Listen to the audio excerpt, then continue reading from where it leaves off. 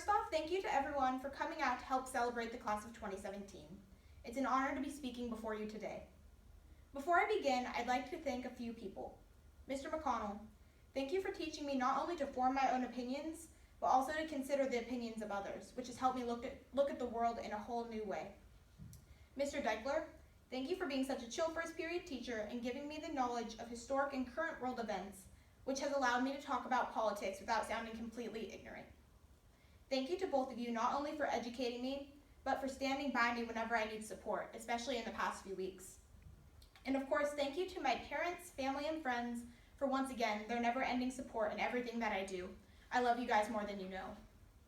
In class of 2017, thank you for being here and taking the time to listen. I suppose I'm supposed to be giving you some sort of advice for your future today. I'm not too sure how that's gonna work out, but I guess I'll give it a shot. I'll just start from the beginning.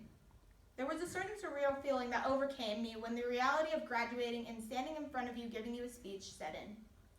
The blur of the past 12 years of schooling was all suddenly leading up to this moment, and after so much hard work, I realized that I was terrified. Something that I chased for 4 years was one of the things that I feared the most. Naturally, like any high schooler looking for answers would do, I took to the internet. Did you know that if you Google how to write a graduation speech, the first thing that comes up is a WikiHow page? Well, it is. I'll spare you the details, but the premise of it was, step 1, open with a witty joke. Well, I would say that I've failed this step already, so we're just gonna throw that out the window. Step 2, tell the audience a relatable story. My dear classmates, I'd love to say that you're all like my family, but let's face it. Half of you probably look up at me right now and have no idea who the heck I am, which is fine, but off the record, my Instagram is @Brooke Cuzick. You can follow me and I follow back. But anyways, I found that our most important memories of high school are not necessarily the ones that we share as a class, but the ones that we share with our tight-knit groups of friends. Hold tight to those and cherish them. The final step WikiHow blessed me with was to leave the audience with a memorable and inspiring message. So here we go. As we all know, we're heading into the next phase of our lives.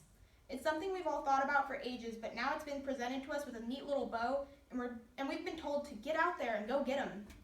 But the reality of it is, this huge leap from childhood to a growing adult is so bittersweet. In high school, I think we can all agree that to some degree, we've struggled with self-identity. We all want to be someone bigger than who we are.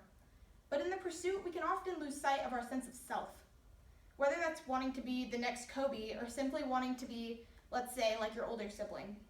It's difficult to tell when the line blurs between influence and total loss of self in trying to follow that person's example. That's why I've decided the question, what do you want to be when you grow up? It's just such a stupid question. I've been asked that question quite a few times myself, as I'm sure you all have, and I found that we have very little choice in who we will be. Let me share a story with you. One thing that sticks out about my family is that we're a collection of people I like to call go-getters. Being the youngest of 2 extremely successful sisters and incredibly inspiring parents is, as you can imagine, a lot to live up to. However, as I've grown constantly comparing myself to my family and trying to become exactly who they are, something struck me. I finally realized that my middle sister didn't just wake up and have her Ivy League education given to her. The same way my parents and oldest sister didn't have their impressive careers placed in their laps. I had the important realization that there's more to being than simply being, but that the art in being is becoming, which I know sounds redundant, but hear me out. It's so easy to look at a person or a job and think, man, I would love to be that. But to be is to depend on things that are totally outside of your realm of control. For example, would I love to be 5'10" and wake up as Blake Lively? Heck yeah. But I regret to inform everyone that at the moment I'm a 5'2" nerdy little ginger girl, so the overwhelming likelihood is that Blake Lively is something I will never be. In the same way, most everyone would like to be the first to, let's say, discover time travel or create world peace. And of course, maybe one day you can, but you have to be prepared for a world and a life where you will not be.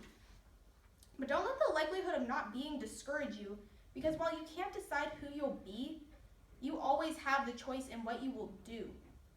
While I frantically searched the internet for how to write a graduation speech, I stumbled on one given by Patrick Stump, the lead singer of my favorite band, which is awesome and totally relevant, I know. But the point is, he suggested that in completing this next phase of our lives, that we focus on the do. And I realize this sounds a little silly out of context, but I invite you to follow his words. One of the few things we can control is what we'll do.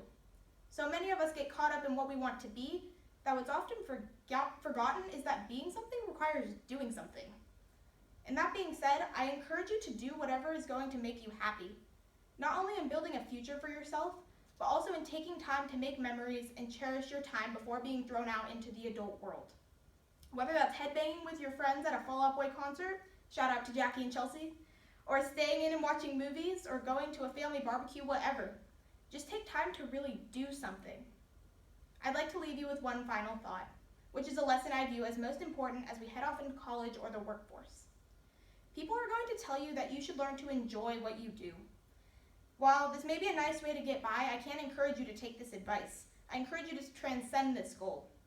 Instead of learning to enjoy what you do, my fellow classmates, I urge you to validate who you are in doing what you enjoy.